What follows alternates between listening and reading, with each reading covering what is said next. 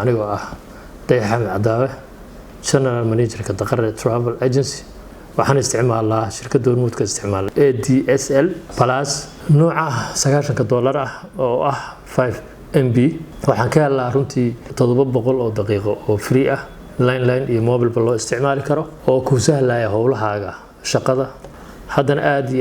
baan ugu qanacsanahay anoo ku hadlayo magaca shirkadda Daqare Travel Agency iyo dhammaan dadka macaamiishayda oo saaxiibadeyda ah oo howlahan isticmaala oo aan ka sheekeysano runtii aad u dabool waxaan dhigi karaa hadda waqtigan xaadirka la joogo waa the best of the best macnaha wax ugu fiican oo laga sheegi karo internetyada hadda aan aragno Soomaaliya ka jira